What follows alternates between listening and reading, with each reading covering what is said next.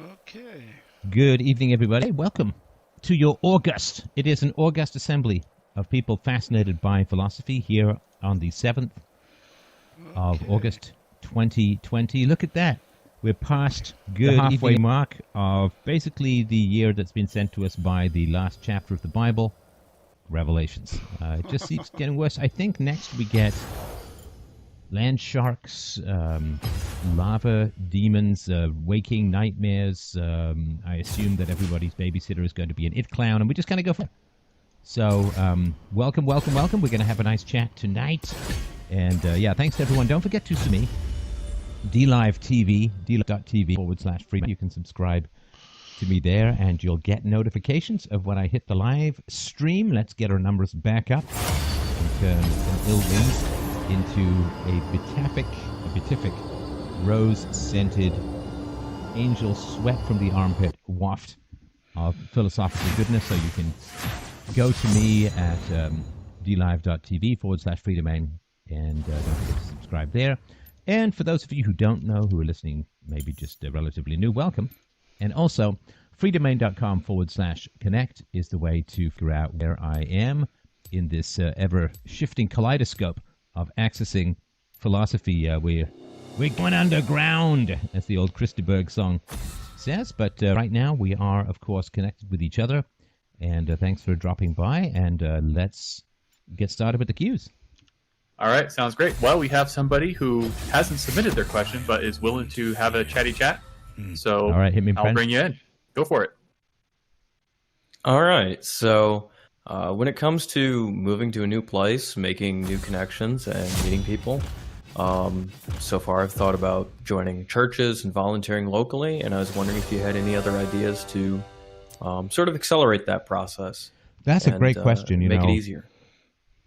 Because most of us, you grow up in a neighborhood, you have your friends, then you go to school where you kind of had ready-made companions, so to speak, and then after high school, you probably go to college, and so you have people all around you over the course of your life who are all trying to make friends themselves, and, all going through that a lot of them, of course, through that social anxiety of how do you make friends and all that. And it's kind of funny, because a lot of people, they can sort of get into their early to mid-20s, and they've never had to, in a sense, start from a blank slate or start from scratch. And I remember when so after high school, I went to go and work in Thunder Bay, or as it's known in Canada, Tundra Bay. And I was in Thunder Bay. I was based in Thunder Bay, although we went into the bush a lot. But probably 8 months, 9 months. And man, it's tough to meet people. It's really tough to meet people. I mean, I would go to bars, maybe chat with women. I had a girlfriend at the time. She came out to visit. I was made for this. Really? It's tough to meet people. I remember I would go to Lakehead University. I got a gym membership there, and I would go to work out there. And I remember chatting with a guy about movies in the sauna. And depends on what kind of sauna you're in. Some of them are towels. Some of them are like not so much with the towels. I've always been a bit of a towel guy. I don't like to show off, but I remember chatting with this guy, like, oh yeah, we should hit a movie sometime or whatever, and then realizing, of course, that we're mostly naked, and he probably thinks I'm asking him out on a date, but obviously I was just, hey, I'm new to town, and the other thing too, when you move to places where there's a small town, Thunder Bay is not too small, about 100,000 people when I was there, but That's not that small. I remember they had really good live bands in Thunder Bay. I don't know what it was, but I rember a live band came and could do just about every 80s song known to man. And I just remember the singer. There's I quite like Tears for Fears, and welcome to your life. There's no turning back. Everybody wants to rule the world. And the way the singer did welcome to, like the ooh was just, I don't know. This is a tiny memory from when I was 19 or 20, but I just remember thinking, man, that guy can sing really well. And just did really great live bands. I remember one woman who had a really high squeaky voice saying that she sang like Papa Smurf castrato, which I thought was actually kind of funny. But yeah, it's tough to meet people because, of course, in small towns, everyone's grown up together. They all have relationships going back, 10 years, 20 years or whatever. And so you do feel a little bit like the uncouth outsider elbowing into a pretty tight inner circle. So, it's really important to remember, when some people, of course, will try and find friendships through work and so on. Maybe that can work. It kind of depends the industry that you're in. But it's tough to break in from the outside. And, if there are nice people around, they'll say, oh, new guy in town, let's invite him over or sort of get to know him or whatever and open up the circle. But it can be tough. So I just want to point out to people that if you're on the conveyor belt where you just get endless friendships served up to you on a platter, like a buffet, usually because of school and so on, or family or neighborhoods or whatever, there may come a time, as is, I guess, the case with you, that you're going to have to find a way in from the outside, and it's not the easiest thing, because the odds that they're going to like you as much, you're going to like them as much, not super high. So is that somewhat the situation you're in? Did I sort of skirt around it fairly well, or what? Yeah, I actually did grow up in a small town, and so a lot of friendships just organically from that and work and some tech events and that kind of thing. And yeah, I'm in my mid-20s now, and I've moved like 16 hours away, so I'm in a spot where, and I work remote, so it's not like I'm gonna have. Oh yeah, work well here that's to another meet thing people. too. Sorry to interrupt. I'm just asking you a question. Now, did you move to a small-ish town, or where are you? I mean, I don't mean where are you physically. I just mean like in terms of the size of the town. There's about 10,000 people in the. It's a small city, and then I'm sorry, the metro did area you is about refer to 10,000 40,000 people as a small city? You and I may be having slightly different gauges here. How's it going? Well, it's technically a city, but yeah, like, it's kind of there's a city in Timmins that just goes on and on and on. Like the city limits go like I don't know how many dozens of miles outside the city. But it's pretty small where you are. Like 10,000 is pretty small. Right? Mm-hmm. Yeah, it's pretty small, and it's an old city. A lot of the houses are over 100 years old, so it's pretty compact and close together. What's the age demographics that you're looking at? Because when you said old city, I'm thinking like, I don't know, like Fort Lauderdale or something.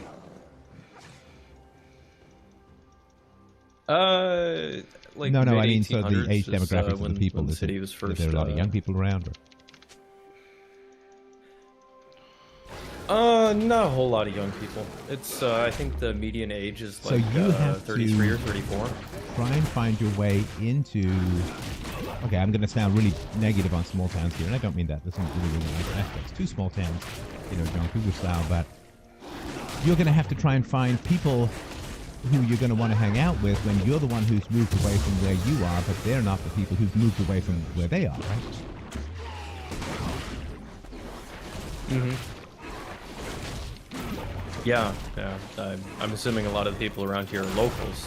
There is a little bit of tourism. There's a mountain not far away. But still, I mean, tourists don't generally. Oh no, then you're like, hey, I met this stick great around. girl in Aruba. She's from Sweden, and I'm going to waste the next 2 years of my life, right? Okay. All right. Yeah. Now, so how long have you been there? About And a how week. are your social skills for meeting new people? Because there's social skills like people you already know, and then there's social skills for meeting new people.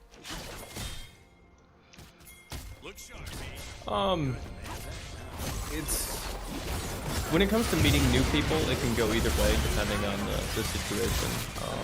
If it's a situation I'm comfortable with, I'm decent. If it's a situation I'm not so Wow, they comfortable left with, me out I am hanging. kind of closed off.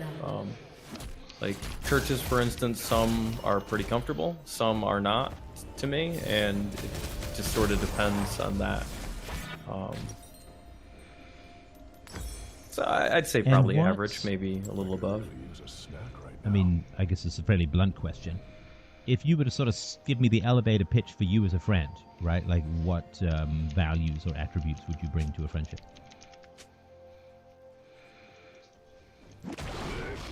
Ooh, well, I'm helpful. I check in on people. I offer, I work on cars and computers and all that kind of stuff. So, I'm always happy to help and teach people that kind of thing. And I'm there for somebody to listen, to if they have something on their mind. I'm more than happy to to listen to them and ask them about how they're doing. All right. So that's sort of the helpful side of things. What about the fun side of things? Jerks. Quit. Like Like why would you be activities and fun to stuff. I mean, I like car racing and shooting guns, hiking, you know, and motorsports. That's pretty much it for, you know, the main hobbies that come to mind. I'm not a big one when it comes to Right. Okay. that And kind of thing. what's your longest friendship so far?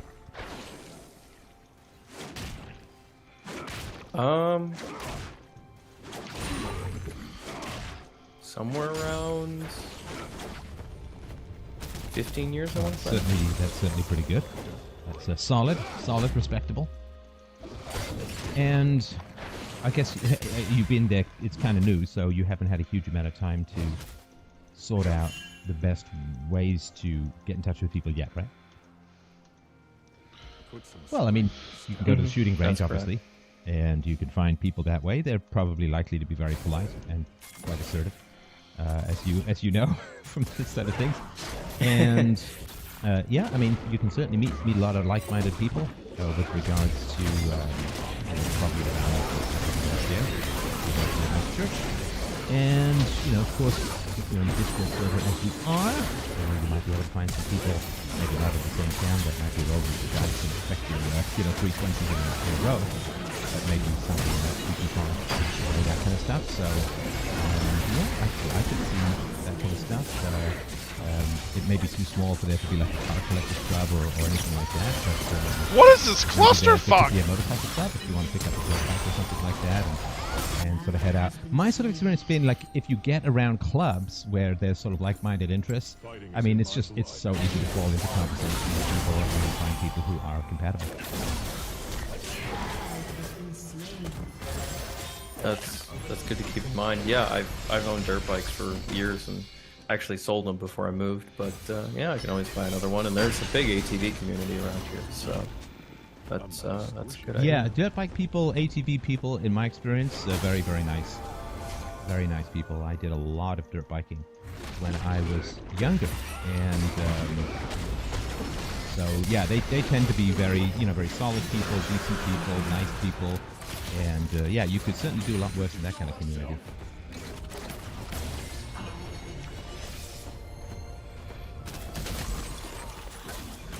All right. Yeah. So, do you want to keep us posted about how it goes? Well, that color was fantastic, a bust. Fantastic. Yeah, I can. You've got friendship for 15 years. You've got well-defined values. Just go and obviously hang out with people who share similar hobbies. Because hobbies are kind of like the tip of the iceberg for the personality as a whole. And I mean, the cliche. So, I mean, there's very interesting work that's been done on stereotypes, which I actually find sort of quite fascinating. I've been meaning to talk about this for a while, so let me tell you about one of my hobbies and shoehorn it in here. But, stereotypes are pretty cool. The other day, I happened to be flipping channels, which I very rarely do, but I did in this situation, and I don't even remember what it's, Building Alaska or something like that. It's on Home Garden Television, and it's a bunch of people who are building homes in like middle of nowhere, Alaska land. Like, you have to build in winter because in the summer it's all swamp and you can't get in there. You can't get any machinery in there. No idea how you get in there at all, maybe by boat or whatever. And so all of the people who were there, they're all solid, good-natured people, and they're all working together to build this house in the snow, which is, of course, super slippery. It's very cold, and there's danger, right? Because it's one of the things I remember from working up north that, I mean, if you get into an injury situation, you are, I mean, gosh, I mean, I was at least a day away from a hospital. And so you really, you have to be pretty careful. A lot of consequences, right? And so these kinds of stereotypes, like you meet a guy, with a get-her-done weathered baseball cap who's going fishing, you kind of know a lot about him already, and you're probably not going to be too surprised, for better and for worse. I mean, usually that's for better. If you see someone who's, I saw this comedian once on one of these talent shows, like these America's Got Talent or Britain's Got Talent. And he was a comedian, and he had that sort of shock of goth hair and white makeup with the raccoon eyes and all of that. And you know, there's not he's not about to head off fishing, at least not in that kind of getup. So people are usually advertising their values very clearly, just based upon particular appearance. You know, like the guys who have the soul patch, or one particular kind of guys. The guys who aren't particularly so much concerned with how CC. they look, but are dressed for sort of functional labor. There's going to be a lot of tailoring to that kind of stuff. And of course, if you think about it over the course of your life, has it been the case for you that you have, say, jumped to conclusions, you've extracted conclusions based upon the way people that present themselves, and then found out that you are largely wrong or entirely wrong? It does occasionally Good happen. job, Ely. Where people are kind of chameleoned into some other presentation. But, for the most part, it is, it's very accurate. And the stereotypes that we have about people are usually the accurate ones. And because, of course, if this way of presenting yourself Skip breakfast. and the values embedded in your presentation, it's a way of making sure that you don't waste time dating incompatible people. So, people who present themselves in a particular kind of way, they are broadcasting their values and their virtues, or lack thereof if it's, the opposite side of the fence. And it's very efficient. It's a very efficient way. Like if you're an outdoorsy kind of guy, you probably want an outdoorsy kind of girl. So, you're not going to bring up, say, Real Housewives of Santa Clara or whatever woman in high heels to try and go through the gator-infested swamp with you on an airboat. It's just not the way it's really going to work out. So I would say, yeah, you can kind of judge people quite public in many ways. And there's a lot of people who say, oh, like you can, and a lot of media kind of messages that, like the guy in the gitter gun cap turns out to be excellent at playing violin. And, a fiddle. Fiddle, yes. Violin, probably no. But I have sort of found, cruising past half a century, that the stereotypes are pretty accurate, they're pretty efficient, and they work. And that's kind of why we've developed those things. So, if you're aware of that kind of Stereotypes stuff, is just low-level stats, man. something that doesn't fit into the particular stereotype, but for the most part, you're going to be pretty accurate. Like trying to find a normal wage guy over 50 on a Harley is probably going to be kind of tough. Could happen, but probably won't. So yeah, so I think and you can look up the research on stereotypes and how accurate they are in terms of being able to predict things about people. It's what I sort of say to people: if you want to be around normal people, just try and look normal. It's always be one of these things like, what is so complicated about looking normal or average? Like, I don't have anything particularly unusual in my presentation, although my ideas, my arguments are unusual relative to the mainstream, but I would say just try and present yourself. Certainly don't fake anything, but present yourself in a manner that kind of works with the group that you're working with, and be efficient with judging people by stereotypes.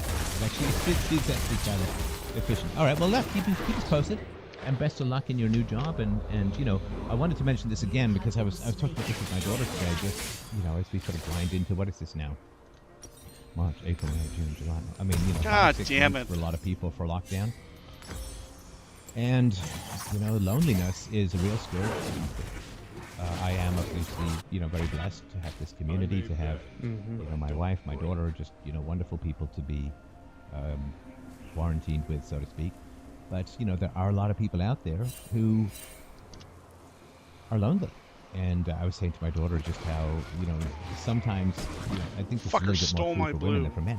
Like, lonely women will go to the doctor, even if they don't feel particularly bad. Probably not now, but in the past, just so they'd have someone to chat with, someone who might check something on their back or whatever it is. There's a little bit of human touch and all that.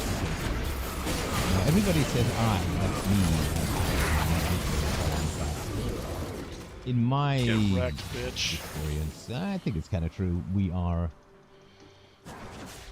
mixed. We are blended of people, and the atomic isolation that occurs with the mere isolated eye is something that's kind of inhuman in a way, right? Because we are social animals and we're designed to blend into some sort of group. And that doesn't mean lose your identity, but our identity is composed of the people around us. And there are some people who are finding out, our Well, dark nature, reporting not our her. cat nature, because they're isolated at home. They're working from home, and there's no parties to go to, and there's no discos or bars or whatever to go to. And you can't even, like, if you've got some reading to do. I used to do this many years ago. I remember they used to do, oh boy, this is going back to back.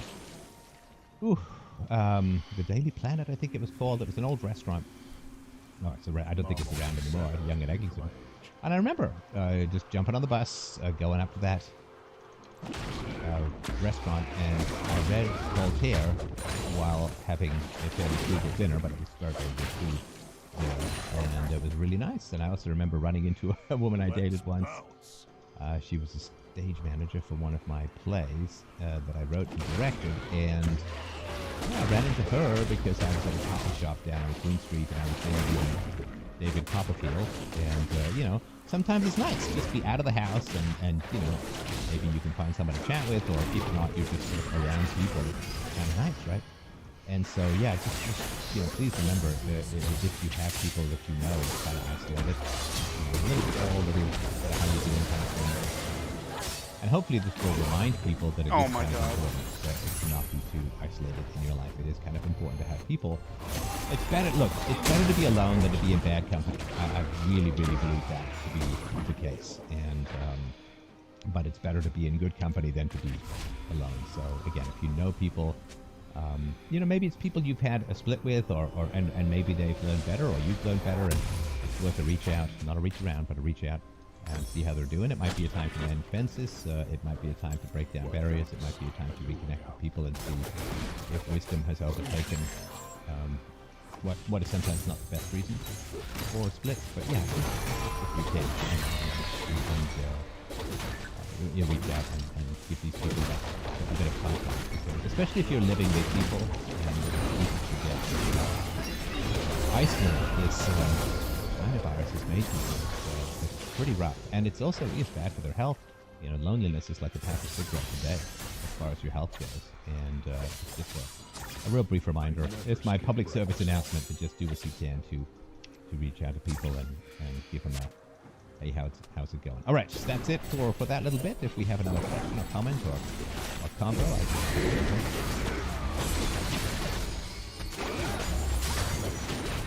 We do have somebody who asks just a straightforward question. Why do we feel jealousy? Actually, a very underrated song by Queen. I just wanted to mention that, called Jealousy. Beautifully sung. Oh my god. Anyway. So, jealousy.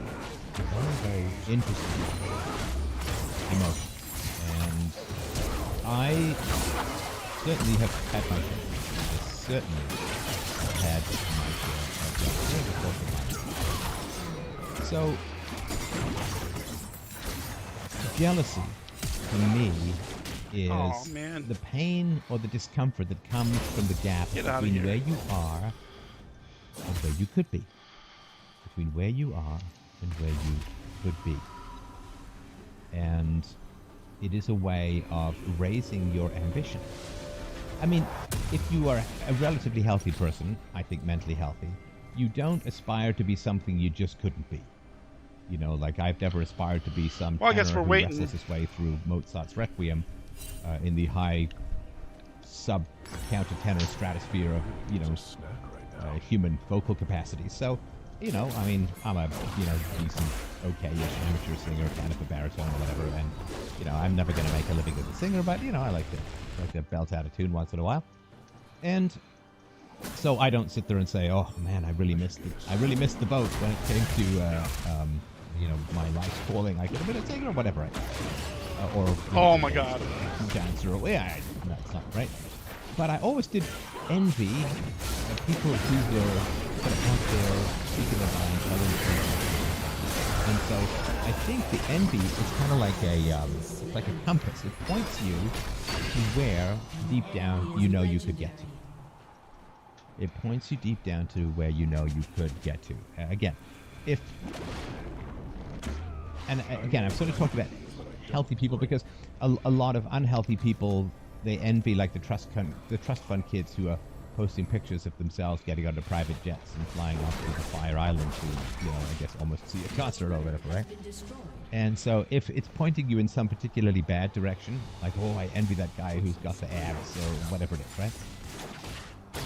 Then that could be a bit of a Pied Piper, like take you off a cliff kind of thing. But I think if you sort of look at your own envy and say, well,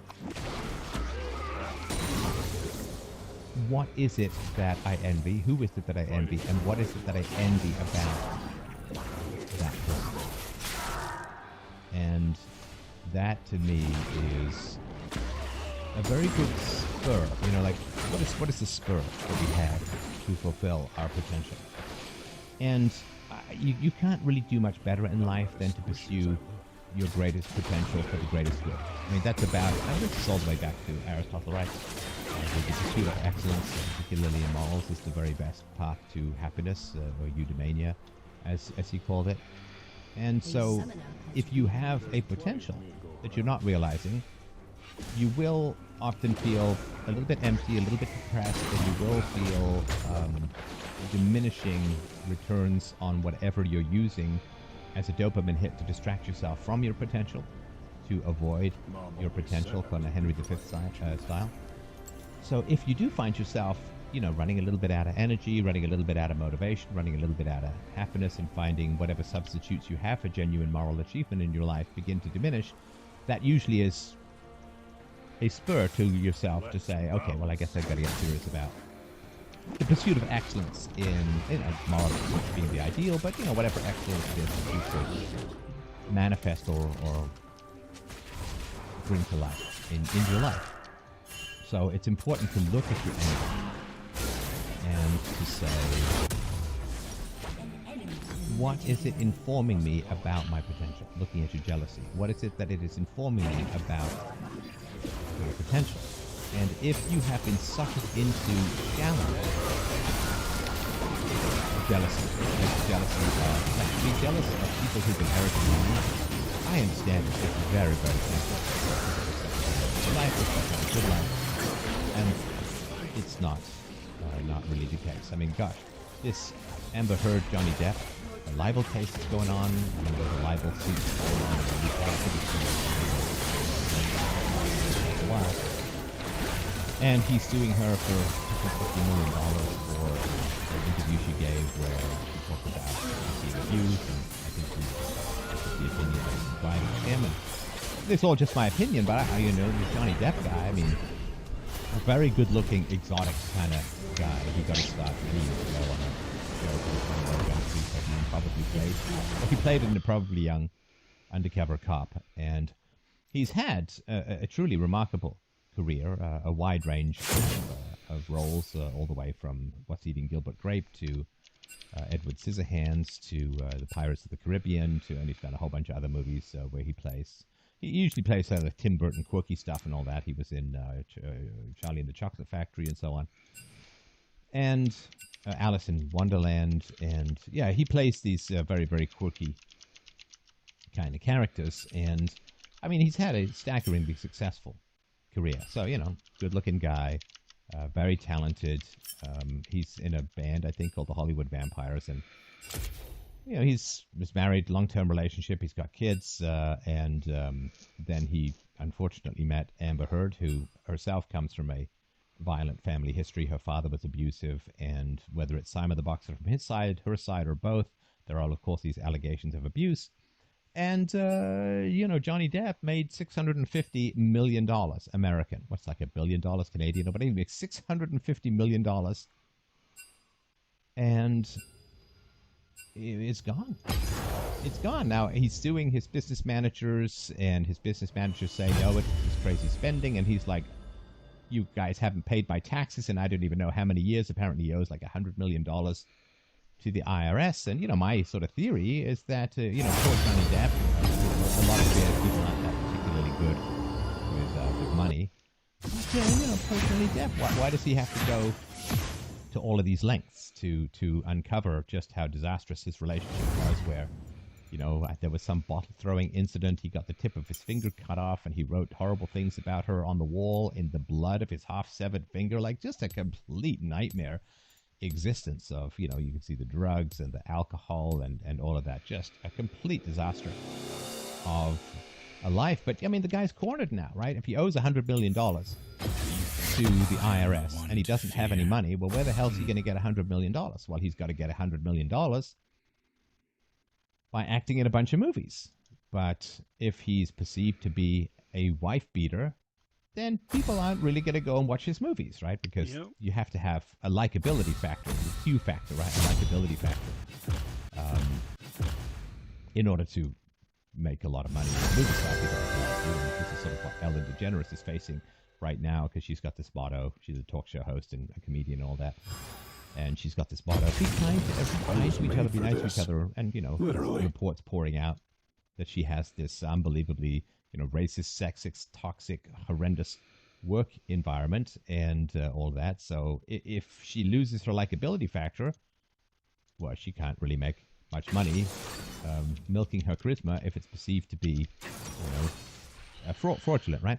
So poor Johnny Depp, and I say poor, I mean, he's obviously, he had a rough childhood, man. I mean, he got into his mom's drugs, I think, when he was in his early teens and all of that. It was pretty bad. It's like the singer for "Love Will Tear Us Apart Again," right? I mean, that singer volunteered when he was in his teens at an old age home, and he and his friends used to just grab medications from old people and just wolf them down.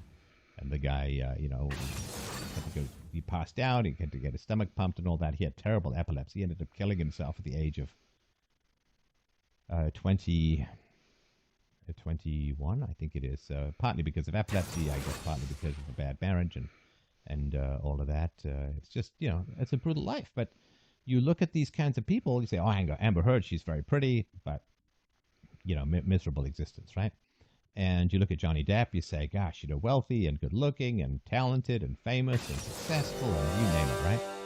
And he's just living this nightmare existence of like sheer Dante-esque horror in his personal relationships. And now he's trapped in this, well, not trapped, but I guess he chose to pursue this nightmarish lawsuit because he wants to clear his name so that he can make money so he doesn't go to jail for non-payment of taxes. And it's, what a terrible situation to be in. I think he's in his 50s now, something mid-50s, early 50s, something like that. But what a nightmare situation to be in, to have to go through this trial, to have all your dirty laundry yanked out, to have, people associate you more and more with this kind of horror show, and to be facing $100 million tax bill. That's kind of considerable. And then to not even be able to make movies because you've been labeled, he says, of course, falsely, but you've been labeled as a wife beater. And so, I mean, a lot of people, I'm sure, over the years have envied this guy. He dates all these beautiful women. He's got this great career, a good-looking guy, and money and fame and all that kind of stuff, red carpet treatment and all of that. But you lift the lid on this kind of stuff, and it's just a complete nightmare. Like Marlon Brando, when I was younger, I mean, he was certainly past his prime when I was younger, but when I was in theater school, I had a big giant poster of Marlon Brando up because he was such a fantastic actor. You say, good-looking guy when he was younger and, dates all these beautiful women, and he's got his own private island and an incredible career, and everybody's dying to work with him. And, even when Scorsese was making Apocalypse Now, they flew Marlon Brando out to be Mr. Kurtz, and the guy hadn't even read the book when he shows up. And it's just like, he had this habit of, and I think Johnny Depp did this too. It's like, I can't be bothered to learn the script. Just have some guy hold up the lines that I'm supposed to say, and I'll do it that way. And Marlon Brando was like, no, I'm just trying to be spontaneous. It's like, no, come on. You're a lazy fat bastard who's a terrible parent. And his kids all got involved. Almost all his kids got involved in horrible legal situations. I think one of them killed themselves. They're just a complete nightmare of an existence. And so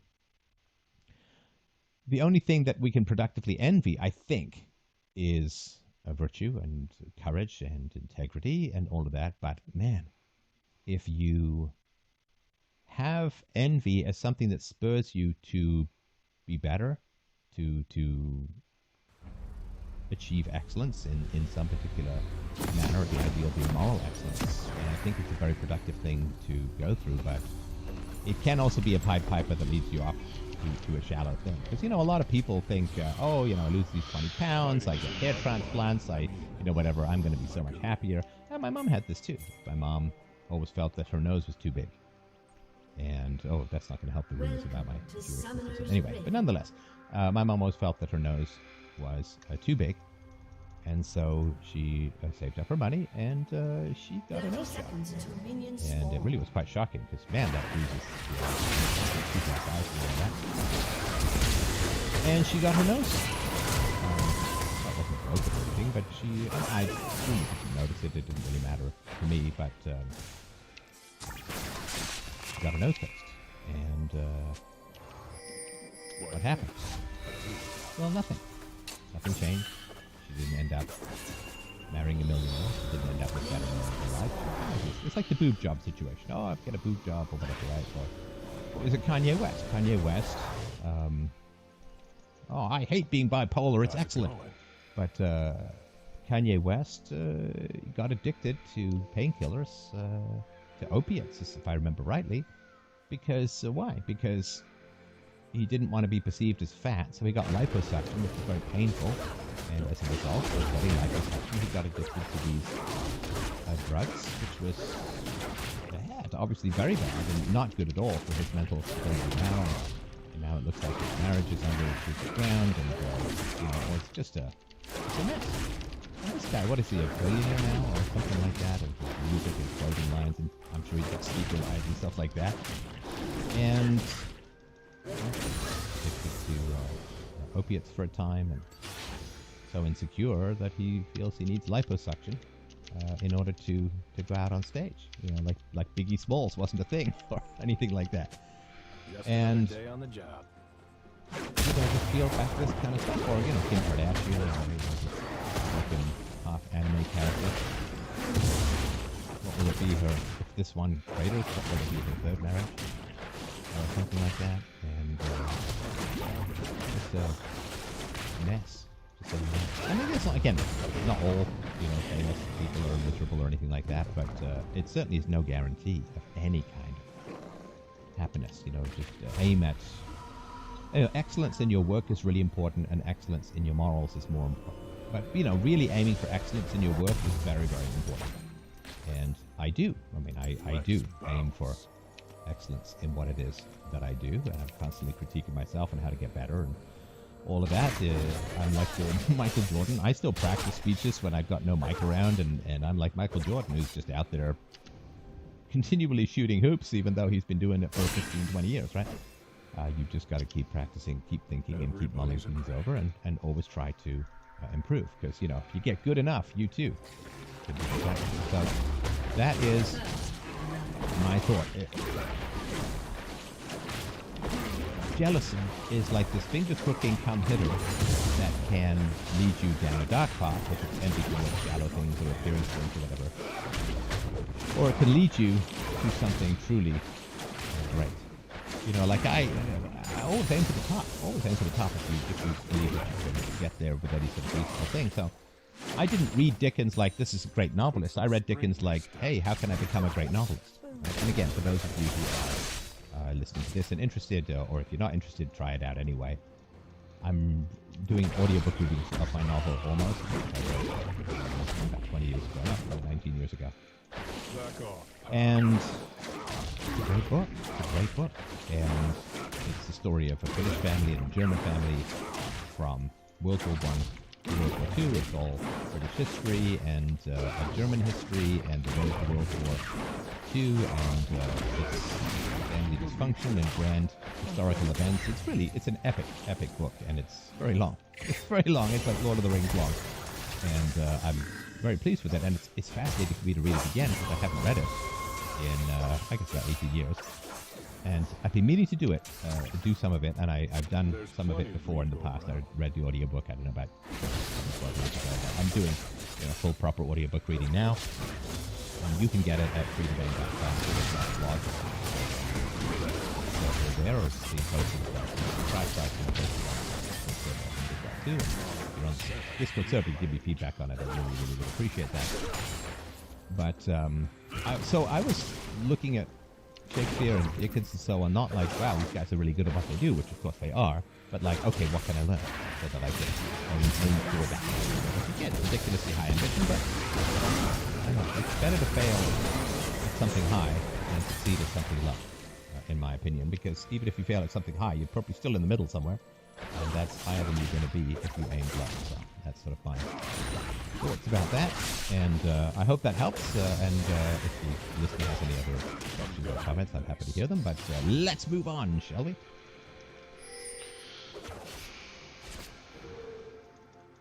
All right. So we have a listener who would like to chat about this, I believe. So he writes, I have a theory that in order for us to figure out reality, whether or not free will or determinism is the correct path to life, we need to figure out the problem of consciousness. The reason for this is that we have yet to figure that out, though we have some theories. I believe in order to figure out reality and what is objectively true, we must figure out consciousness. I would like to know Steph's thoughts. Well, you're on the wire, right? You're here? Are you here? Is he here, or is it just a few that he sent in? Yes. No, I'm here. I like that. He's here. No, I'm Are here. you here? No, I'm here. Can you hear me? No, there. Okay, all right, all right. We got Brownie in motion in the conversation already. Excellent, excellent. Well, tell me a little bit about your history with these concepts or ideas. Honestly, nothing. It's just kind of something that I've been thinking about lately because I've been wanting to learn more about free will and I determinism. could really use a And I know it's something that is highly contentious because you had a conversation with Jay Dyer about it, with the theory with religion and whether or not God's real, and whether or not free will is correct, or whether determinism is or not. And I don't think that we can actually figure those things out and have a correct answer to those until we figure out what actually causes consciousness, what actually starts it. Because we know how life developed generally, and it was just happenstance. Well, Okay, sorry, I'm not sure how many, at least, things I disagree with, which doesn't mean you're wrong, obviously, I'm just saying things. I'm not sure how many things I disagree with I should let pile up, otherwise it's going to be a real wall of things. So, do you mind if we stop here and start picking this one apart? No, that's fine. I'm All right. So, the three major things that I disagree with, sort of last to earliest. First of all, how we developed wasn't random, because natural selection is not random. Right, so you can say some of the mutations are random for sure, right? I mean, or they're effectively random. I mean, obviously they're not random like God rolls dice, but mutations are positively selected, as you know, based upon their adaptive values for success in reproduction, in making the food, or whatever it is, right? And so it's not random, right? And that's a. I want to make that again. Maybe some of the. Mutations are effectively random, but how they're positively selected for success in evolution, that's not random at all, right? Yeah. Can I clarify something real quick? Okay, see, I guess what I meant to say by that is life when it first started. Like, way back hundreds of millions of years ago. Like, when the first zygote or whatever, the first germ appeared and it started splitting that. Oh, just the primordial soup, It electrification, was Zappo, Frankenstein single cell thing. Okay, got it. Sorry Yeah. about that. Okay, no, not your apologies at all. that's If I what I meant, my misunderstood, apologies. that's fine. I think it's billions, not hundreds of millions. I think it's 3 or 4 billion. Oh no, that's the age of the Earth. Or so yeah, it could be hundreds. Anyway. Yeah. Now the second thing is we have to figure out where consciousness came from in order to determine whether determinism or free will is correct. Oh, Did I get that one correct? Correct. I believe that free will is a correct thing. However, I don't think we can objectively say what is until we figure Well, you out could be right, of consciousness. course, right? But my particular take on this would be that Another day if on there the is no job. such thing as free will, then there's no such thing as correct. So the moment somebody starts asking whether something is correct or incorrect, true or false, valid or invalid, in accordance with reality or against reality, then that's already free will. Because if there's determinism, then there is no alternative to what is. And therefore there cannot be anything that is correct or incorrect, because there is no alternative. It's sort of like saying, Everybody's a is Mount Everest correct or incorrect? It's like, that the question wouldn't make any sense, because Mount Everest is the result of purely physical forces of, you know, heat and pressure, and I don't know if, like, there were continents that crashed into each other and raised it up, probably something like that, right? And so because, or saying, is that cloud correct or incorrect? Well, the cloud is not a product of consciousness. The cloud is simply, you know, water vapor forming and particular air currents coalescing together around dust or whatever happens there. It's been a while since I did the cycle of water.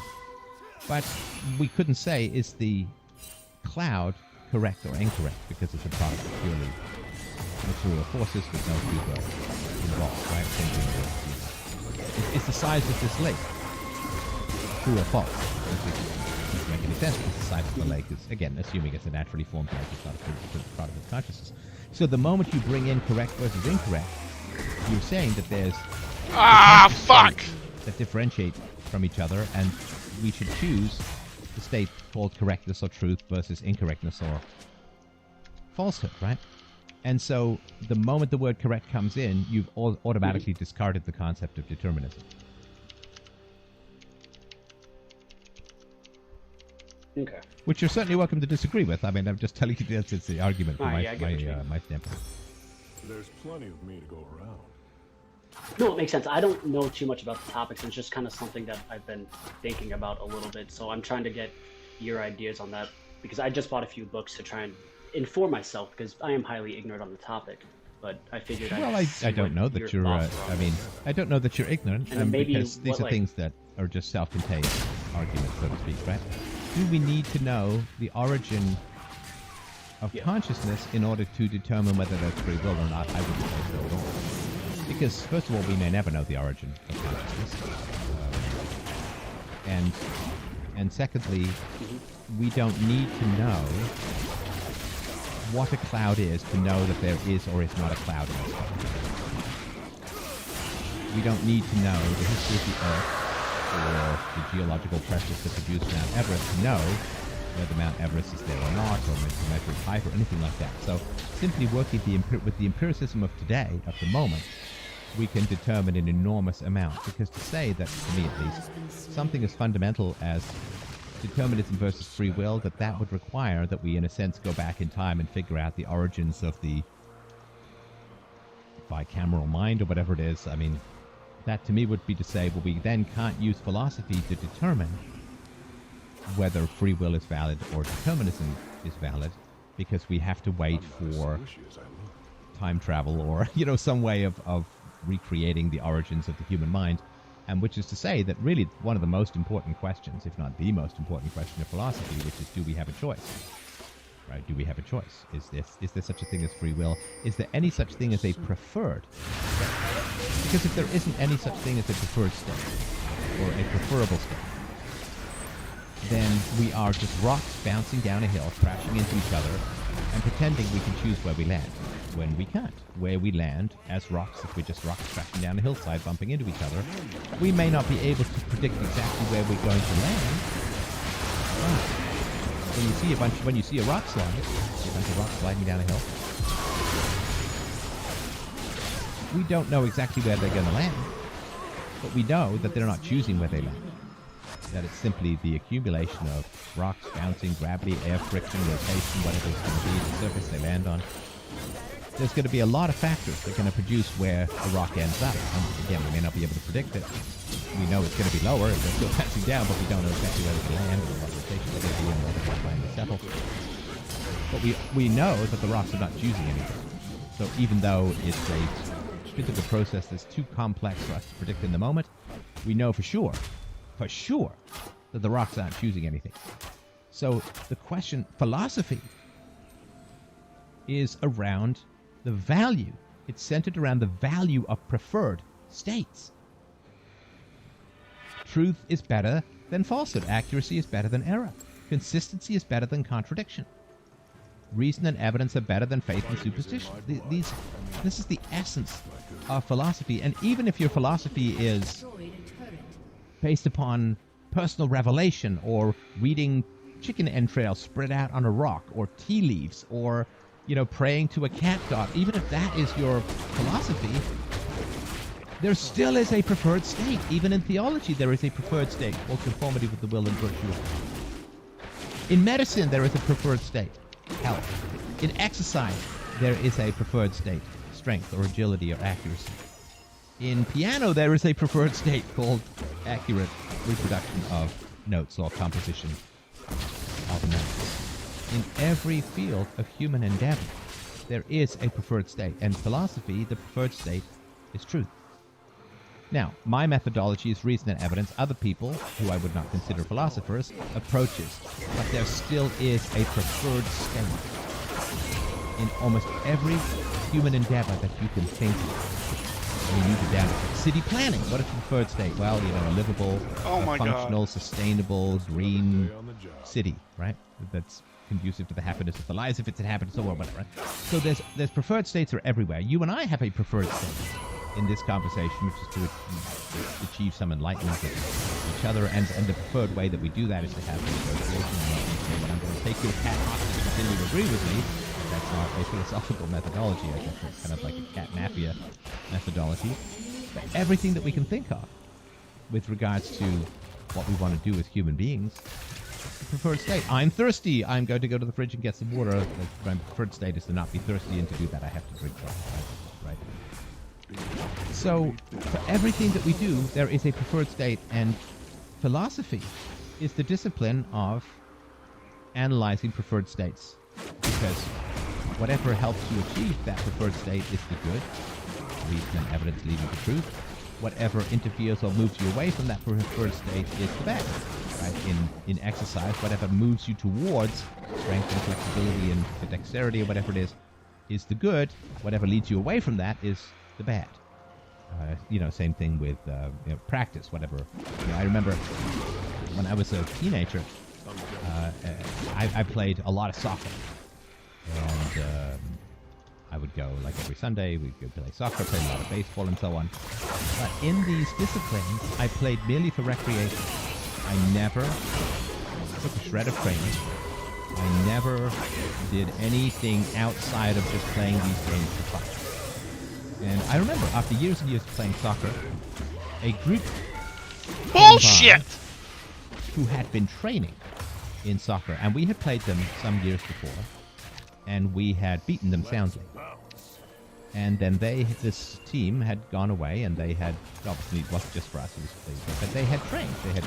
I was a soccer coach for a little while with kids and all of that, but they had run their sprints, their wind sprints, they had practiced their passing, their strategy, and so after a couple of years where we had just been playing for fun, this team came that we had beaten in the past and kicked their asses like 16-year-old boys against a women's soccer team. Like, they just beat us, and it wasn't even close, right?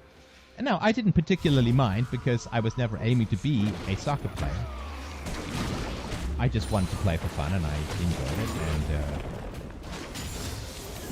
but it was very clear to me at that point, that sort of 10,000 hours thing, it was very clear to me that if you, my improved state was around, friendship and health, and we'd all go to the ice cream shop afterwards and have an ice cream and, talk about our lives and argue about abortion and the death penalty and everything else we could think of, so. But it was fun. It was just a great way to go out, run around, kick the ball, and all of that. Mom always said I was different. So my preferred state there was health and companionship. It was not becoming a better soccer player.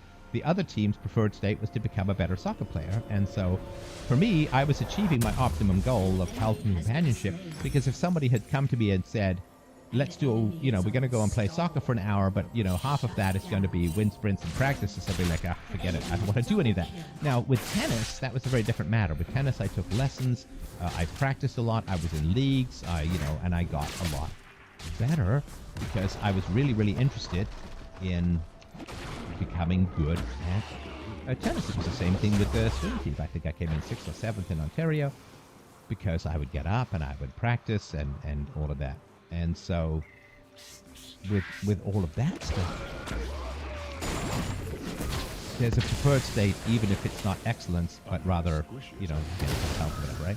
So all of this preferred state stuff is really, really important. If determinism is, quote, true, then there's no such thing as truth. Because truth requires there be an alternative which is not preferred.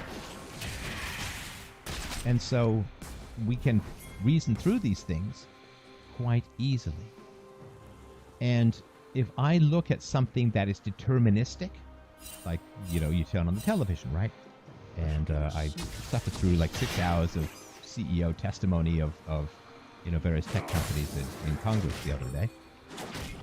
And I disagreed with a lot that was being said, but I didn't have a debate with my television because I recognized that the television is not an entity that has free will, even though there's a face on it, even though there's voices, even though it actually has an audio input that I turn off, but whatever, right?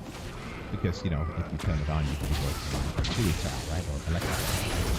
But even though the television has characteristics of a human being, it has peaks, audio output, it has audio input, so on. But I would never engage in debate with my television because I recognize that the television doesn't have any free will. It doesn't have any preferred state. I mean, you turn the television off, it doesn't say, oh, I was watching that.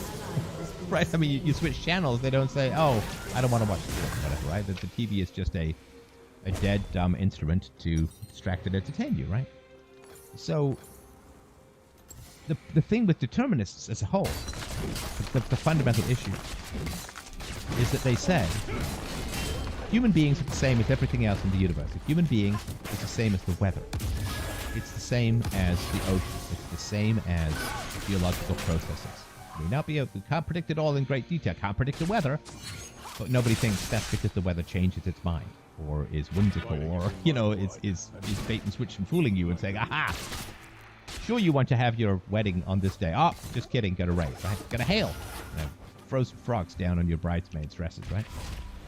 So determinists say human beings are the same as everything else in the universe. It's just blind matter, it's physical forces, there's no difference, right? There's no difference between a human being and a television, right? But a determinist would also say debating with a television is insane. But debating with a human being makes perfect sense. So oh this my is the God! Contradiction around determinism. You cannot say that human beings are the same as everything else in the universe, but it would be insane to debate with anything but a human being. Because then you're saying, by your actions, that human beings are different from the universe. So I did this debate on UPD with this Stephen Woodford, I think his name was, Rationality. Now, if I had said, let's have this debate, and I think he's on the determinist side of things, right? But if I had simply started playing my audiobook of Universally Preferable Behavior, A Rational Proof of Secular Ethics, which you can get for free at freedomain.com, if I'd simply started playing the audiobook, he would have considered that very rude. And I would have said, no, just debate with the computer playing the audiobook. He would have said, well, that's crazy. I can't debate with a computer that's just reading an audiobook. And I'd say, oh, is that because it's predetermined and it has no free will? Well, the answer would, to some degree, come back, well, yeah, I can't debate with a computer because the computer doesn't have any free will. It's like, but if I'm the same as a computer and I don't have free will either, then why on earth would you debate with me? Because if you're putting all human beings into the category of blind mechanistic processes, there's no choice, there's no preferred state, there's no mind change, it's all just an illusion, then you're saying a human being is exactly the same as a computer. But then if you are said, if I say, oh, just debate with a computer rather than me, they'd say, well, that's, no. A computer is not a substitute for you. I cannot debate with a computer, but I can debate with you. Then it's like, aha, well then, I'm not a computer. Because, otherwise it's like the choice between a Mac and an IBM computer, right? I mean, okay, there may be some aesthetic preferences, or, you may, have a less of an affinity for viruses and malware or whatever, which gets probably good on a Mac. But nobody would say that that's a fundamental difference. You can produce a movie on either a Mac or a PC, right? Okay? They're not fundamentally different. There'll be aesthetic differences, but nobody's saying, well, the difference between a Mac and a PC is a Mac has free will and a PC doesn't. I mean, nobody thinks that at all, right? And so this is the fundamental problem with determinism that no determinist has ever been able to address, because you can't address it. I mean, it's simple. It's simple and easy. I can't say. Mom always It'd be said I like was big for my age. if I said to you, here's 5 chocolates that are identical. There's no difference between these 5 chocolates. And then you say, okay, eat the second one. I'd say, oh God, no, I can't eat that one. That's poison. That will kill me. I never skipped breakfast. I say, well, what about the others? Oh no, the others are just chocolates, right? But the number 2 out of 5, that's poison. It will kill you. Okay, I can't have it both ways. I can't say these chocolates are all identical, but one of them has the opposite properties rather than pleasing you and giving you, sugar and taste and maybe a tiny shred of nutrition. And caffeine is going to kill you. I can't say these chocolates are identical, but one of them has the opposite properties of all the other chocolates. And you can't say human beings are exactly the same as everything else in the universe, but they possess unique characteristics that make it only sane to debate human beings. Can't do it. And for more on this, I've got a free book, Essential Philosophy. You should get it, essentialphilosophy.com. I go to the arguments in more detail. But so we don't need to know the origins of consciousness. We don't need to know the exact physical process by which consciousness arises and any of that. We don't need to know the origins and source of all. And we don't need to know any of these things because we can simply puzzle through the arguments of free will versus determinism in the present. And what you'll find, it's the last point I'll make, and what you'll find very quickly, and I've been debating determinists for 35 years, right? So, I mean, I've done hundreds and hundreds of these debates. I mean, a lot of which have been recorded on this very podcast. Not this one, but you understand. FDRpodcast.com, just do a search for determinism or determinists of free will. And you'll very, very quickly find that determinism and free will are the same position. And it's a free will. Because I would say to a determinist, crazy people think that the radio is talking to them and that somebody's having a conversation. I remember when I was a kid, we'd come to Canada, so I was probably 12 or 13. There was a store called Eaton's, run by a very ancient and venerated family. I think they destroyed the goal by saying, hey, who wants sales? Who needs sales? Just everyday low prices or whatever, right? And this is what the Eaton Center Toronto was named after. And so we were in Eaton's, and there was a robot there. This was over Christmas time, and there was a robot there. And I remember my mother got involved in a very involved philosophical debate with this robot. Now, of course, it wasn't a robot. It was some guy, either inside the robot or who had a radio connection to the robot, who was speaking back to my mother. And my mother took great pleasure, and she actually was quite a show woman, so to speak, because my mother got involved in a very tricky debate regarding free will with this robot. Now, again, it wasn't a robot, obviously. The AI was it's still nowhere near anywhere where it could be when you talk to a robot. And what you'll very quickly find out when you debate determinists is that if my mother believed that it was a robot, she wouldn't have debated the robot. Because this is back when TRS-80s were cool, right? When a 2K PET was like cutting-edge technology, so there's absolutely no... So my mother knew, of course, that it was not a real robot, but she enjoyed the debate and enjoyed the showmanship of the debate. Bullshit! As a fairly large crowd gathered to listen to my mother interrogate, Socratic style, this robot about the nature of free will and choice and this and the other. And, to her credit, I've certainly said some negative, accurate things about my mother. To her credit, this was a glimpse of the possibility of my mother. This was a glimpse of who my mother could have been with her intelligence, her looks, her charisma, in another universe, in another time, with different choices and different stimuli as a child and all of that. I got a glimpse of what a powerful and public and engaging and charismatic figure my mother could have been, because a crowd of 100 or 200 people gathered round, and my mother was entertaining them with a conversation with this robot, and they were laughing, and she was enjoying the attention, and not in a sucky way, but in a sort of positive and reflect back to the crowd, something positive and intellectual kind of way. And it really was. It was a beautiful scene, a beautiful scene in my childhood, and something, of course, it's heartbreaking, of course, when you look at everything that bookended it. But my mother, of course, would not have debated with a robot. And I remember showing her the program. Oh God. I think it began with an E. I'm sure someone could remember. But there was a program that was written for computers many, many years ago, which pretended to be a therapist to you. You type to it, and you type back, you type to it, you type back. But it was all, very pre-programmed walk style, And, there was only a certain number of responses, so nobody thought that was a real therapist, and it would replace the profession, so to speak. And so,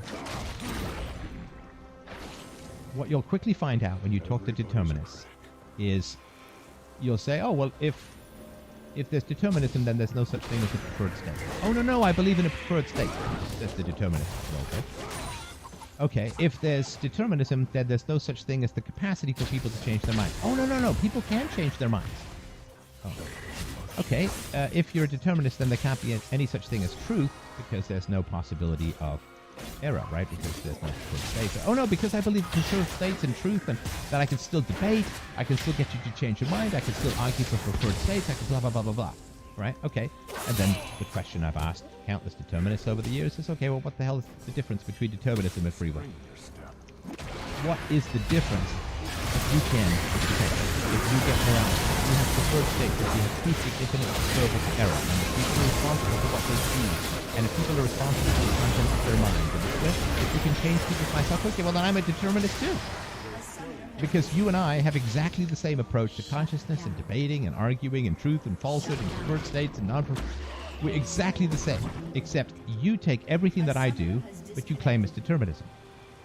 So it's like, okay, well, I'm a determinist too. Because as a determinist, I don't have to change anything that I'm doing. Like, what practical thing changes if you call yourself a determinist? And the answer is, well, nothing. In which case, who cares? It's all bullshit.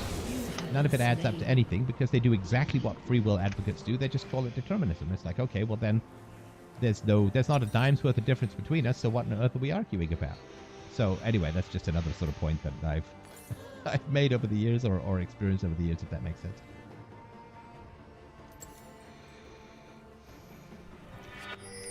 Oh, did I put him to sleep? Are you still muted, my friend? Wait, are you back? No? Okay. Well, let's do another Q or two, if you'd like, and let's move on to the next. Eliza! Oh, I couldn't remember. Yeah, have you ever tried it?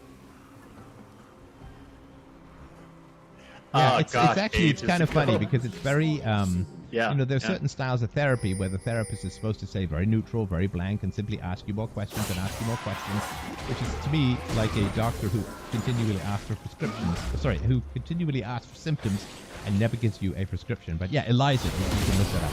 It's a fun way to spend 10 minutes.